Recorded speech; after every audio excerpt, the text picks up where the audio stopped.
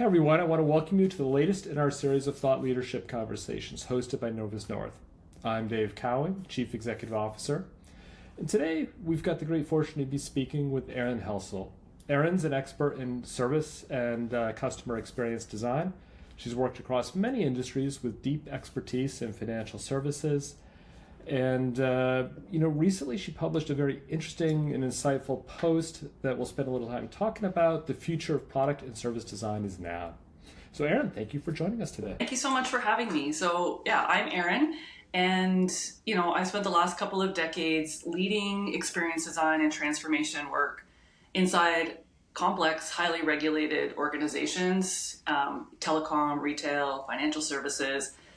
And I recently launched my own consultancy called New Helio Strategies, where I help leaders and teams shape what's next, designing services, building trust, and navigating disruption. And a theme that keeps surfacing in my work and in my own journey is that people really need to be able to see themselves in the future. And this is one of the reasons why I wrote that article around the future of product and service design is now.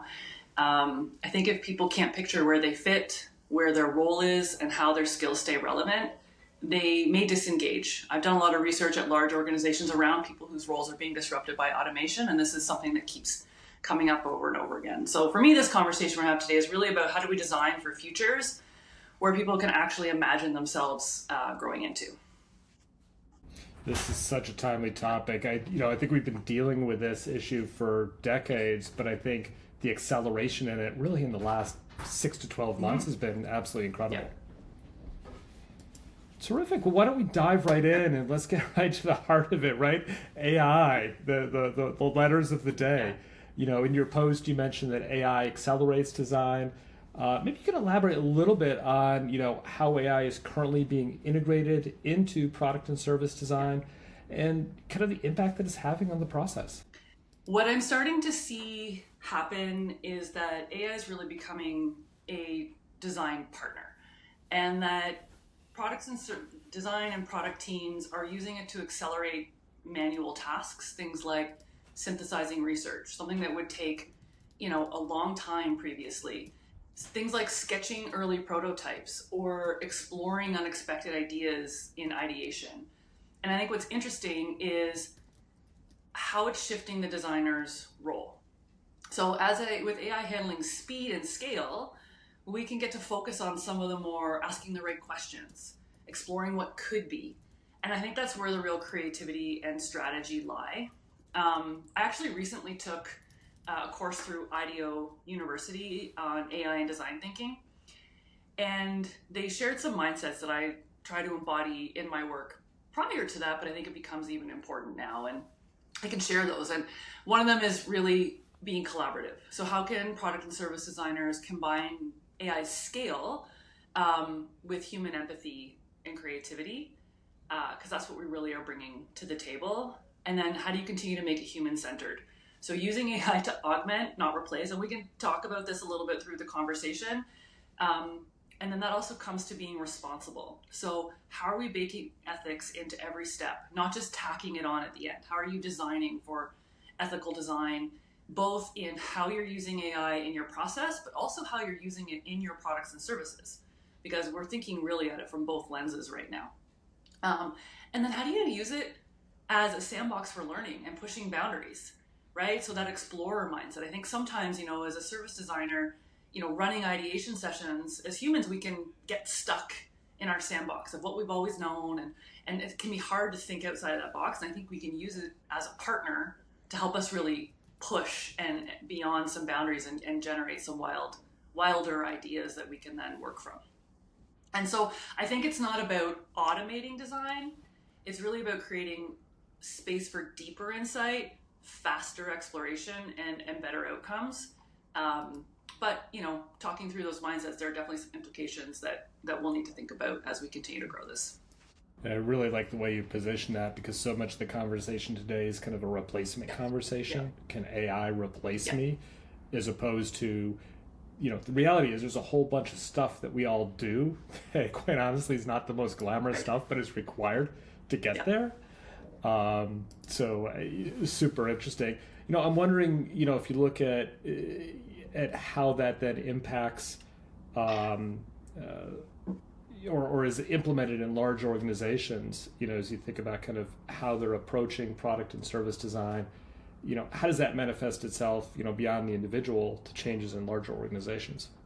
There's a couple of things that I've been seeing, and also a few futures and trends that I've been thinking through as well. And so, as we start to implement and move faster and replace some of the more manual tasks, I'm starting to see some convergence of roles. I'm starting to see shifts in teams in terms of where design sits within the organization. And so, this is still kind of early days as this is happening. But, some organizations are saying, like, if you want to replace FTE, you need to show me how AI can't do the role. And so I think it's how do we find our place in that to be able to continue to show value. So, like, some of the futures I've been thinking about are the converged role. So product, service, engineering, management kind of blend into one hybrid role, maybe powered by AI. Maybe it's not one role, but it's smaller teams. And I don't think that these scenarios are mutually exclusive, by the way. I think there'll be some version of all of this kind of coming true. The other one that I talk about in the article is the agent economy. So we're designing for AI agents in our customer experience and services, and they're also acting as collaborators and end users. So they're now a user in the journey. They're also helping us create the journey.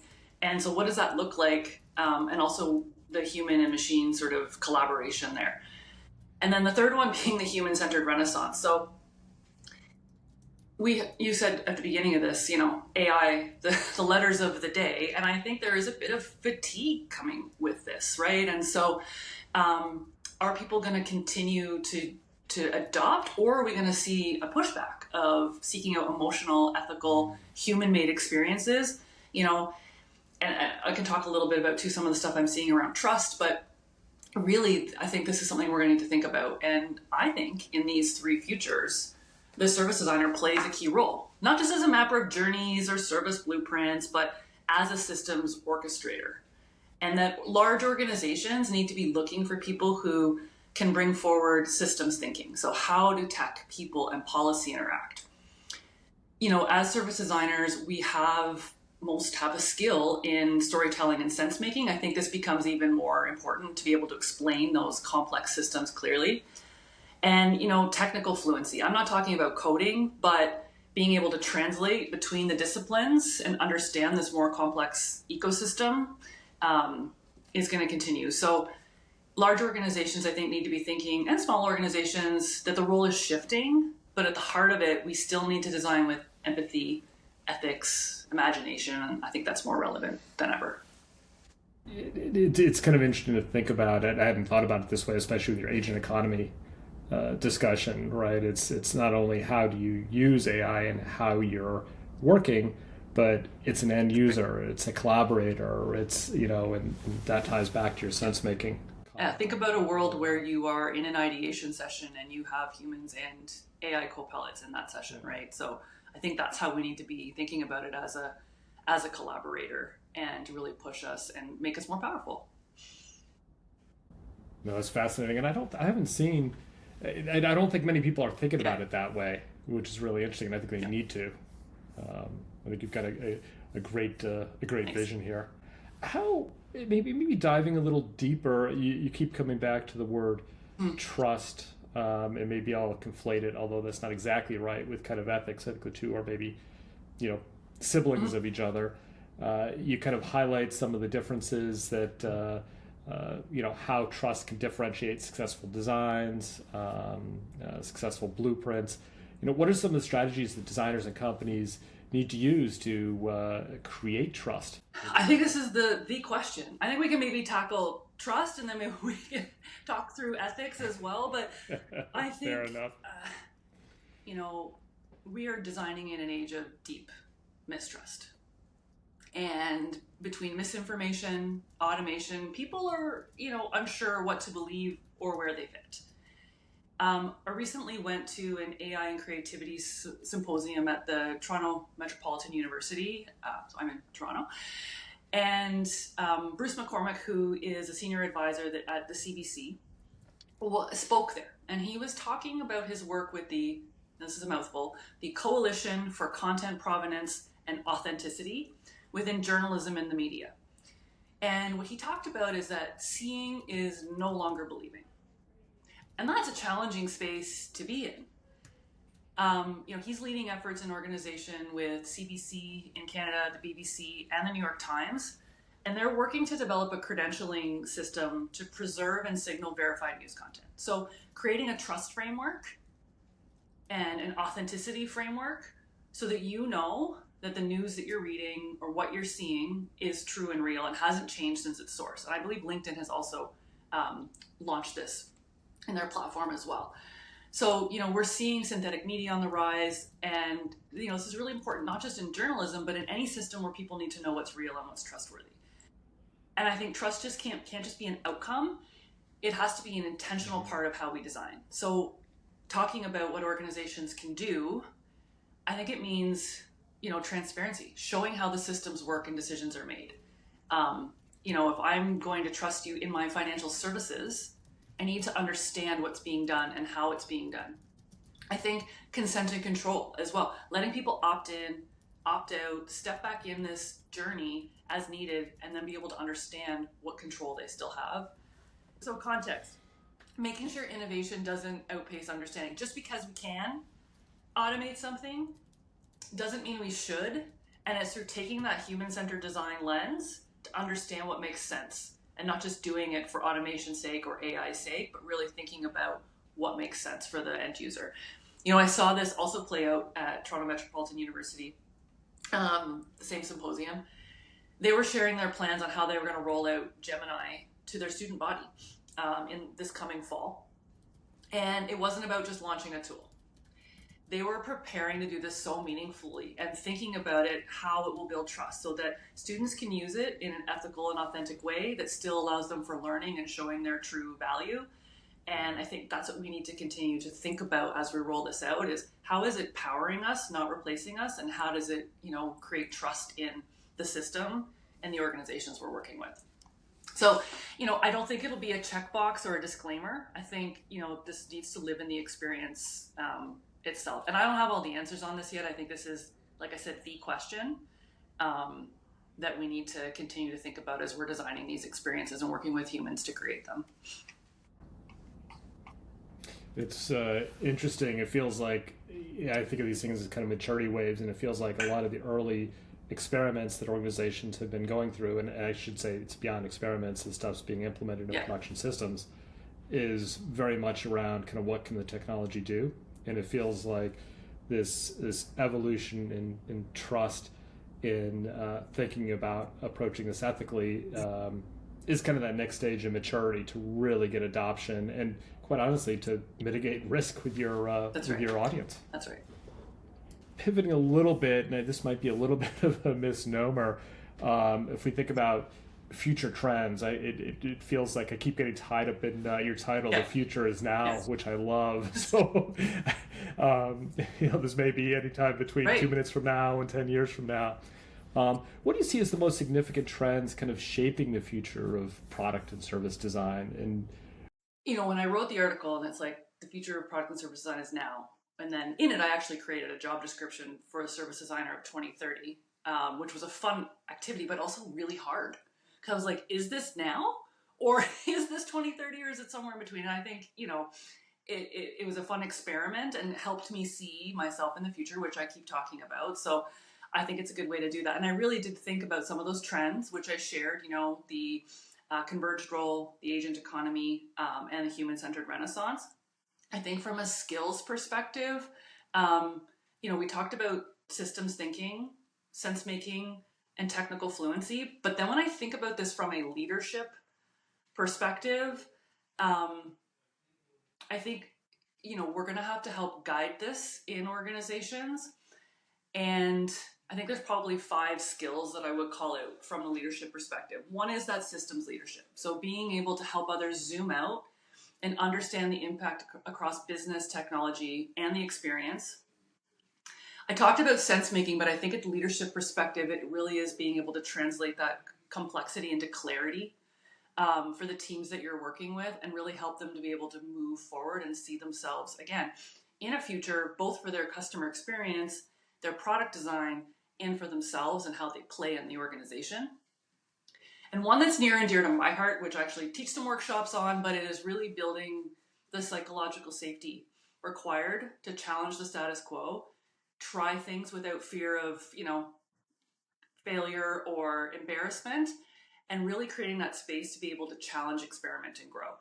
Innovation is about doing new things. And so you have to learn your way through it because you're not going to have all the answers, right? And that brings me, I think, to the next skill, which is comfort with ambiguity, because you said in 2 minutes or in 2 years, that is sort of the space we're living in right now. And I'm sure there are some people who have a better sense than maybe, us on the ground do, but the reality is this is moving at an extremely fast pace. And so working within that ambiguity as a leader is going to continue to be extremely important. And then one that I've been thinking a lot about is balancing ethics with speed. So myself, other consultants that I've talked to, maybe you've been experiencing this, but it's, hey, if you're AI powered from a research perspective and you're doing things like using it for synthesis and prototyping and ideation, can you move faster and can you do it for less? And I think it's like, where's the value that we continue to bring, and that moving faster isn't always better. It's like I've worked with teams where innovation is stalled, and not because of a lack of ideas or because people didn't feel safe to speak up, but we have to create this environment where challenge and change are welcomed, and we need to have the courage to push back, to say, hey, we need to slow down, to hurry up, and then we need to make sure we're doing this ethically and doing this right. And I think also, as leaders, we're going to need to model how to work with AI. So, we're talking about doing co-creation with AI or using them as an end user. So let's not do this as a gimmick, but let's do it as a creative partner and really show and experiment. And sometimes it's going to work out and sometimes it's not. But if the risk isn't high in terms of what you're trying, work with your teams to do that. And so, again, I'll reiterate that I think our job is to help people see themselves in the future and then build those conditions to help them get there. One big takeaway I get from all of that is, and it ties to something we were saying earlier, is the roles will change, and I think the roles will become more central to organizations when you're thinking about sense making across systems and really systems thinking. I think a lot of service design has been focused on point solutions, and now I kind of feel like, at least in my life, I'm seeing it move more right into spaces that traditional management consultancy or business analyst types of roles have taken on, kind of at the lower level, and more thinking, okay, let's elevate that and think about how all these pieces fit together, including people and process, not just technology. So one of the things that I wonder about is, I think if you look at design over the past 10 or 15 years, and just me thinking about it, is I think you see designers that are service or product design that are strategic designers that understand the business problem, understand the players, that can translate. And then I think you've gotten this very, very big layer as design has become more maybe democratized. I don't know if that's the right word, where you have a lot of people that are doing the work of, I think of them as assemblers or manufacturers, and I don't mean to be diminutive, but, I wonder if they're going to be differentially impacted. I think there's definitely a possibility of that. So when I talk about, the skills of the future, to really be able to elevate into that systems thinking and that more strategic piece, to be that orchestrator.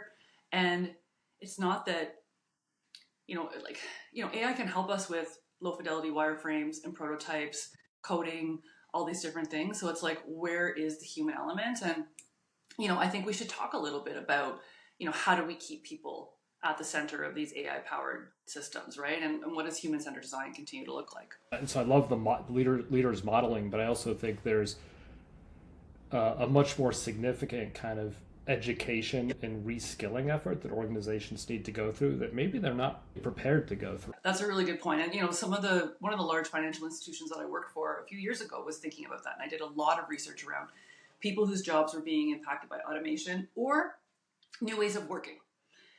And so I did a lot of deep research, and the number one thing that kept coming back is I need to be able to see myself in this future, and then I need to be able to have the space to learn and upskill. And it can't be side of desk. It has to be deliberate and time carved out for me to do that. And then the benefit to the business is these are people who understand your business. They're already here. They're already onboarded. The cost to onboard new employees is very high. And so this is an opportunity to do that. And we actually use those insights to form formal reskilling programs. But I'm not seeing that across the board. And I went to a talk at the Rotman School of Management in Toronto, and it was AI use cases in financial services. And it was like 10% of adoption today in large companies, a fear around being replaced or being tracked on what you're doing within AI.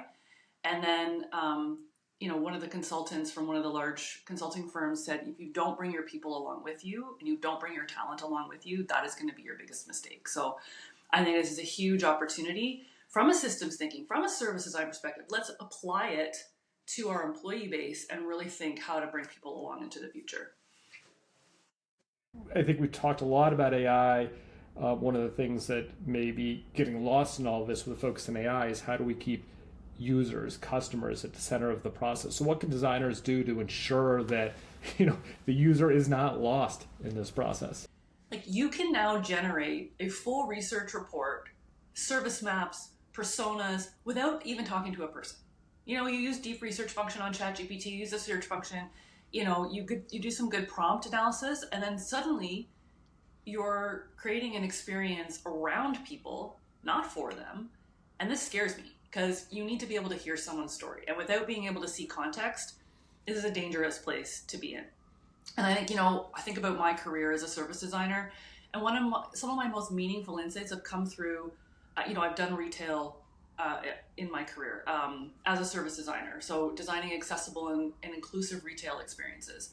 And I did a shop along with a customer. We went store to store, and I was able to observe their experience and talk to them throughout it. This is what shaped the work, not, there are people behind the data. And I think we need to continue to remember that. And AI, I don't think, can replicate that. And synthesis isn't just about clustering data. Like, it's where we build empathy. I even feel this is a challenge today when I'm doing the synthesis and I'm doing the research, and then I'm bringing forward stakeholders to present that to them, and something gets lost in that. So how do we bring quotes, and how do we bring videos, and how do we get our partners immersed in research as well? And I think this is the challenge with the speed that we want to go at, and what we can do. Just because we can do it doesn't mean we should do it. And so, so much of the meaning lives in that process when you think about service design and human-centered design. And so I think, to answer your question, we need to keep talking to people, even when it's inconvenient. Get out of the building, get away from your computer, and go, context immersion, ethnographic research, talk to people, work with people. Ask yourself, are your users informed? Are they in control? Do they feel seen? And I think protect the moments that build that emotional connection and not just efficiency. AI is a powerful partner, but trust, emotion, and insights still come from people. And I will say also, even without AI, we bring bias into the design process, right? We can unintentionally center our own perspectives or misinterpret data. And AI doesn't fix that, but it can help us see patterns or assumptions we might miss. So maybe if we can design these systems thoughtfully, it can actually be a tool for greater objectivity and inclusivity. But I think the key is to stay aware of that, the limitations, use it to enhance, not replace our human responsibility as designers. So what I want to work on going forward is what is that, for lack of a better word, sweet spot of using AI to keep me objective, but not replacing the work that I do with humans. That's interesting, because that's, in many ways, it's the same challenge that designers and technology builders have faced since the dawn of time. How do you not forget your audience? More distractions, and I think feeling enticed or a pull to use the tool to go faster, particularly when there's so much pressure to deliver quickly. Erin, we've talked a lot about trust and ethics throughout this discussion. Maybe for our listeners, what are some of the key areas to be thinking about in that space? Yeah, you're right. We did sort of touch on it throughout the different answers, but if I was to sort of summarize it, I'll kind of call back to that course that I just did on AI and design thinking. And one of the things that were provided through that are actual ethics cards that provide design principles and ways of working to make sure that this is part of our process. So I think number one, make sure that it's not something you do at the end. Make sure that you have these checkpoints and you're designing for it up front and you're checking your outputs along the way. I think three other key things that came out from here from a design principles perspective that have really stood out to me is don't presume desirability. So we talked about that a little bit. Just because we can use it doesn't mean we should. Design the seams. So we've talked about people being able to step in and step out, but also they need to know where AI is acting on their behalf and where they can intervene. And I think, we just talked about this in the human-centered, how do we keep humans at the center of it, but remember that there is people behind the data and that we do need to continue to humanize the abstract and hold space for people impacted. I have personally talked to employees that are being replaced. I've seen customers excluded by intuitive systems. And, when working on inclusive retail design, it was the in-person conversations, not the data, that changed how we built. So I think just making sure that ethics isn't a checkbox at the end, that it is that mindset every step. What data are we missing? Who's missing? Are we reinforcing bias or are we challenging it? And like I said before, even when humans do the work, bias creeps in. So AI can't be held at a lower standard. In some ways, I think it'll force us to raise our own. So we need to create experiences that are fair and explainable and human. And we need to bring that courage to the table, and being willing to slow things down when everything else is telling us to speed up. You just kind of really pulled something together for me, which is, ethics is not like a compliance thing. That's right. A checkbox at the end. It's almost like the engine that will enable a user to drive that trust and confidence, a designer to drive that trust and confidence that the user can have in a platform or in a company. Yeah, exactly. Erin, I want to thank you. We've covered an awful lot of ground. Thank you.